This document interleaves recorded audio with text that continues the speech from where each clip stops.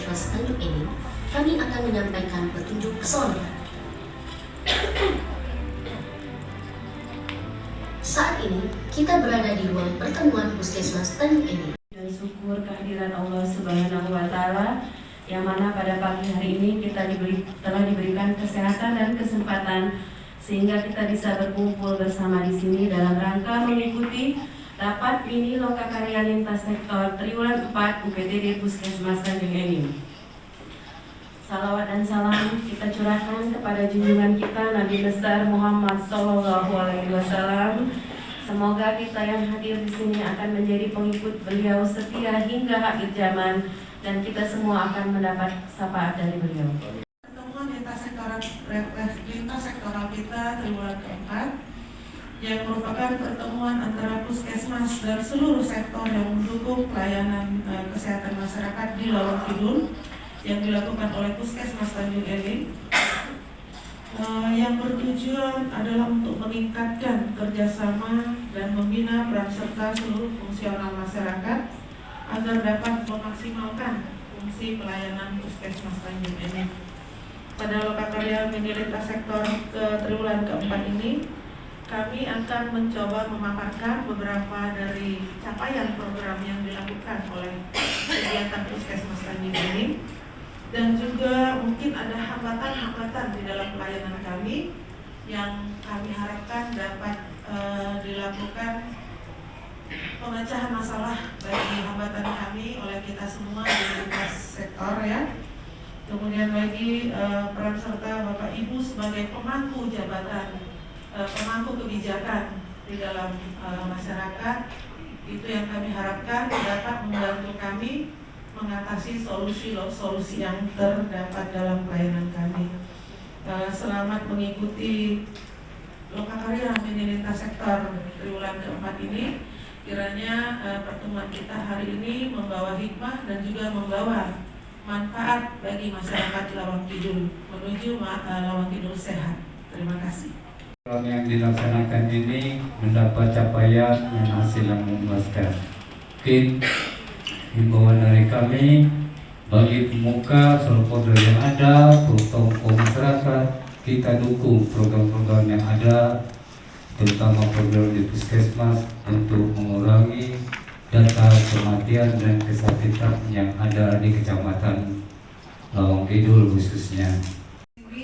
Puskesmas itu adalah perpanjangan tangan dari Dinas Kesehatan. Karena kalau Dinas Kesehatan tidak mungkin menjangkau semua kecamatan, menjangkau semua desa. Tidak mungkin Dinas Kesehatan mau melakukan POGI misalnya. Tidak mungkin Dinas Kesehatan mau menjangkau posyandu di semua desa. Itu nggak akan bisa terlaksana ya. Makanya ada puskesmas, kemudian di bawah jaringannya ada lagi pustu, kemudian ada sarana kesehatan yang ada di desa yang sebenarnya milik desa, yaitu Poskesdes, ya. Karena sejatinya Poskesdes itu adalah upaya kesehatan yang berbasis masyarakat, bukan punya dinas kesehatan, walaupun saat ini pembangunannya mungkin sebagian besar masih di dinas kesehatan. Dan ini kami sedang berusaha bahwa semua Poskesdes ini kalau bisa kita hibahkan, kita kembalikan ke desa supaya fungsinya maksimal. Jadi sedang ada proses kita mencari kecamatan atau desa yang siap. Karena nanti Poskesdes ini kalau rusak, kalau ada mau rehab, kalau mau ada pemeliharaan, sudah bisa melalui dana desa, Pak. Dan ini juga sebagai salah satu bentuk dari kebijakan Kementerian Kesehatan untuk transformasi layanan primer. Jadi layanan itu ada layanan sekunder, ada layanan primer. Dan sudah mengeluarkan biaya berobat mudah dan gratis. Jadi seluruh warga di Kabupaten Muara ini mulai dari Semendes sampai Lumbang sana di dalam-dalam, Muara Blida dan segala macam itu dijamin untuk kesehatannya. Pemerintah daerah itu mengeluarkan hampir 90 miliar setahun, Pak. Itu anggarannya ada di Dinas Kesehatan. 90 miliar, 86 miliar, kemudian tambah lagi dari Bukit Asam 4 miliar. 90 miliar untuk membiayai kesehatan di Kabupaten Muara Enim. Jadi rugi gitu. Lah keluarkan duit, bayar ke BPJS, ada warga kita tidak punya kartu BPJS. TB polio ini terjadi di anak usia 7 tahun. Ya. Jadi polio ini bisa terjadi pada anak di bawah usia 14 tahun. Kasus yang terjadi di Aceh adalah pada anak yang berusia 7 tahun dengan hasil temuan satu kasus polio positif pada satu anak. Itu sudah dinyatakan KLB, satu anak. Kemudian dulu bahwa kesehatan ibu dan anak ini adalah penting, ya, karena mencakup pelayanan. Kalau KIA ini adalah pengertiannya dari mulai ibu hamil, ibu bersalin, ibu menyusui, bayi dan anak balita serta anak sekolah. Di mana tujuan dari target program kesehatan ibu dan anak ini tidak lain adalah untuk meningkatnya ketersediaan dan penjangkauan pelayanan kesehatan yang bermutu khususnya untuk program kesehatan ibu dan anak, serta yang paling penting adalah menurunkan angka kematian ibu dan angka kematian bayi. Nah, sasaran program KIA sendiri itu dari mulai ibu hamil seperti saya jelaskan tadi, ada ibu nifas, ada ibu menyusui dan ada bayi.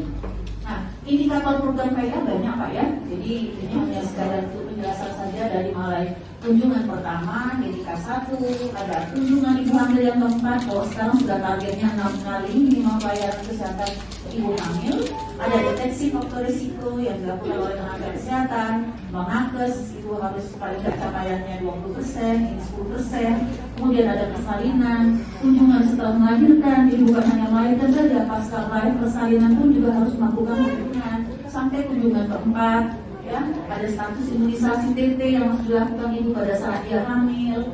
Ketika ada kasus yang berisiko tinggi, bagaimana sistem rujukan. Kemudian ketika ada kematian, bagaimana pelaksanaan ANC yang terbaru yang secara kuantitas dan kualitas itu bermutu. Kuantitas artinya minimal 6 kali, kalau sekarang sudah kebijakannya 6 kali pemeriksaan kehamilan dari trimester 1 sampai trimester ketiga, dengan 2 kali harus USG dengan dokter di paling tidak di trimester 1 dan trimester ketiga. Itu secara kuantitas, dan secara kualitas itu harus pada waktu dia datang itu wajib dilakukan pemeriksaan kesehatan oleh bidang 10T, timbang, tensi dan sebagainya ya. Nah itu secara pemeriksaan secara ANC dan lain-lainnya. Kemudian melibatkan juga lintas program. Jadi tidak hanya bidan desa saja atau bidan kepala KIA saja yang ikut di lapangan nanti, teman-teman dari program lain, misalnya laboratorium, melakukan pemeriksaan, konseling, ya, dan sebagainya. Ya. Jadi begitu kompleksnya ya untuk bagaimana kita melakukan pelayanan kesehatan ibu dan anak ini. Nah, inilah Bu, Bapak dan Ibu sekalian ya, ini kerjaan baru dari satu program. Bayangkan seperti yang dikatakan oleh Bu Kadin tadi, bahwa kerjaan kami banyak. Dengan jumlah penduduk yang banyak, itu bisa diprediksi berapa sasaran kira-kira ibu hamil. Dengan sasaran ibu hamil, dengan penduduk kita 69.000, itu diestimasi setiap tahunnya ada 1.500 sampai 1.600 ibu hamil yang ada di Kecamatan Lawang Timur. Baiklah, padahal kita ditanya, Ibu kalau ke pasar masih berani? Arisan? Berani? Tapi kok kamu baru takut gitu ya? Pesta lagi. Padahal virus COVID itu tidak ada di sini saja, di mana-mana bisa ya. Kalau di sini kami akan terus setiap hari barangkali ya. Nah itu yang pemahaman masih ada. Nah jadi seperti itu juga ya. Vaksinasi juga masih juga PR bagi kita Pak. Ini PR ya, bahwa penyeluruhan penyakit campak ini imunisasi musim campak harus kita, meskipun tidak untuk kemudian juga vaksinasi lain juga harus kita edukasi juga ya terkait nanti capaian polio kita mudah nanti takutnya ada ledakan kasus lagi ya. Nah 67,13% Pak ya, kalau yang lain semuanya sudah tercapai. Ini sampai September. PR tinggal 1 bulan lagi, November sudah tinggal hitungan sedikit, berarti tinggal 1 bulan lagi. Dan nanti kita lihat pada waktu kita bulan September itu lockdown insek di bulan 1 di Februari 2023. Nah, pemecahan masalahnya adalah tadi dari target ya, salah satunya adalah karena vaksin COVID ya, juga keterlambatan kemarin. Jadi kalau vaksin campak itu kan 9 bulan. Jadi kalau dia bergeser tidak mau terus lambatnya kacau balau jadi ini ya. Kemudian ada yang beberapa ibu tuh yang malas nunggu ngantri gitu ya. DPT umur 1, polio 1 untuk anak 2 bulan. DPT umur 2, polio 2 untuk anak 3 bulan. DPT umur 3, polio 3 untuk anak 4 bulan. Kemudian ada IPV itu untuk pas anak 6 bulan. Ada MR campak untuk anak 9 bulan. Kemudian DPT combo booster untuk anak 18 bulan dan MR campak untuk anak 2 tahun ya. Ini belum lagi dilanjutkan lagi nanti nyambungnya ke anak sekolah ya. Nah, bagaimana pencapaian program imunisasi sampai dengan semester 3, triwulan 3 di September 2022? Ini yang jadi PR kami bukan di dalam vaksinasi campak yang tidak tercapai, walaupun sudah disupport dengan biaya kemarin ya. Nah, apa bisa terjadi seperti ini? Ada hubungannya dengan vaksinasi COVID-19 dengan kejadian kasus COVID-19 kemarin. Jadi lewat ya, karena kita beberapa kali mau ke posyandu Pak ya. Nah, dampaknya terasa ya. Jadi ketika penjual-jualan keengganan itu masih ada juga ya. Jadi masih juga takut gagal. Jangankan itu, yang berobat baik. Baru kemarin berapa hari lalu saya ketemu di poli yang sudah 2 tahun hampir 3 tahun dengan penyakit penyerta lansia gagal berobat, masih dengan image atau pemikirannya bahwa takut. Nah, 500 sampai 1.600 ibu hamil yang ada di Kecamatan Lawang Timur. Nah, dengan jumlah tenaga kesehatan yang terbatas, nah ini tadi perlu keterlibatan. Salah satunya adalah lintas sektor, peran kader dan sebagainya ya, supaya kegiatan program KIA yang sebanyak ini baru yang dalam gedung ya, belum yang luar gedung ya, itu bisa tercapai. Sementara target bahwa kesehatan ibu dan anak ini saya angkat karena merupakan SPM pertama bidang kesehatan, di mana capaian hasilnya adalah harus 100%. Bayangkan ya Bapak dan Ibu sekalian ya. Jadi kalau saya dihafal ini cukup beritahu bahwa inilah baru kegiatan dalam gedung gitu ya. Kegiatan luar gedung, nah ini lagi bagaimana pemantauan pembinaan ANC, pemantauan stiker, pemantauan fibrasi dan sebagainya ya. Jadi ini baru satu program. Nah untuk untuk poli KIA kita ada dalam gedung, luar gedung. Kalau untuk dalam gedung ini strukturnya ada rektor, ada staf ya. Sementara kalau dia di desa ini ada poskesdes, seperti kata Bu Kadin tadi, di jaring kami yang melakukan pelayanan desa ada poskesdes. Ada poskesdes, ada 7 ya, itu ya berarti satu desa ada 1 poskesdes. Nah, balik ke capaian. Ini saya ambil dari 2017 sampai dengan 2021. Jadi target, nah ya, dari promosi kesehatan, KIA, gizi, Kesli, dan pengendalian penyakit juga banyak ya, dan pengembangan disesuaikan dengan kemampuan dari pihak puskesmas itu sendiri. Tapi rata-rata semuanya sudah diwajibkan ya, kayak jiwa, kesehatan gigi, kesehatan kerja, olahraga, kesehatan indera, lansia, UKS, Puskesmas, bandara dan haji. Nah, program yang sampai dengan triwulan ketiga atau September yang masih menjadi fokus kami karena capaiannya tidak tercapai ada 5, yaitu imunisasi. Jadi ada yang tidak tercapai, ada yang banyak masalah, itu ada 5. Imunisasi, nah seperti nyambung dengan kata Bu Butet tadi ya, nah, imunisasi dan dia. Kemudian IVA-tes, yang ketiga adalah vaksinasi COVID, stunting, nah yang dipesankan oleh Dewan Bu Kadin tadi, dan kemudian SMD, di mana SMD nanti kami harapkan ini menjadi bahan juga untuk perencanaan di Muslenbang, karena nanti terkait dengan ada hal-hal yang memang bakal akan menjadi masalah dalam program kesehatan. Nah, kemudian imunisasi yang pertama tadi sudah dijelaskan bahwa pemberian imunisasi ini penting untuk mencegah penularan penyakit tertentu. Sesuai dengan judulnya, kalau dia imunisasi hepatitis berarti untuk mencegah penyakit hepatitis. Anak usia 0 sampai 7 hari. BCG dan polio untuk anak 1 bulan. Antri lamo dikit langsung cepat balik. Padahal anaknya belum vaksinasi, ya. Itu salah satunya. Nah, jadi ini merupakan PR bagi kita bagaimana caranya supaya ikut juga membantu ya. Jadi peran dari Pak Lurah, Pak Kades, tolong diedukasi masyarakat. Nanti kelihatan pada waktu di hasil pencapaian kecamatan kita masih rendah. Nah, kemudian impian juga.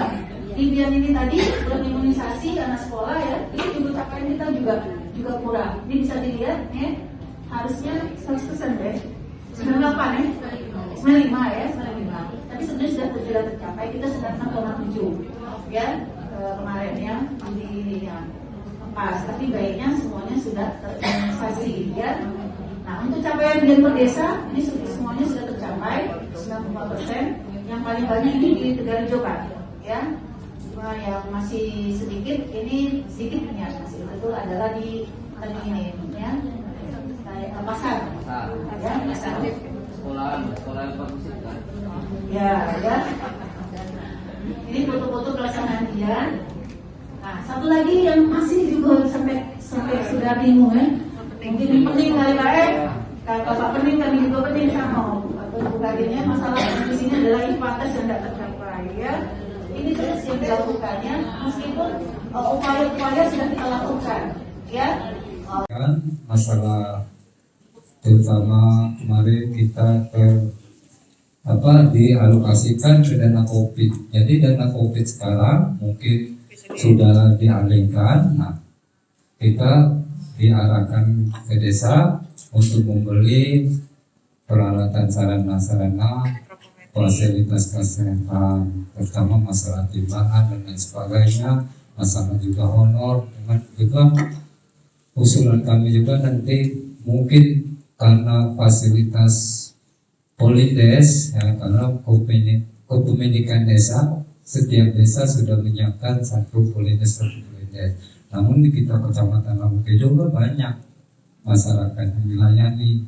Mungkin nanti kami minta tambahan karena dari fasilitas desa untuk Polidesnya, misalnya Tegarejo ada 2 Polides, 3 Polides dalam satu kampung, berapa kampung, hingga berapa kampung model itu disu-disu.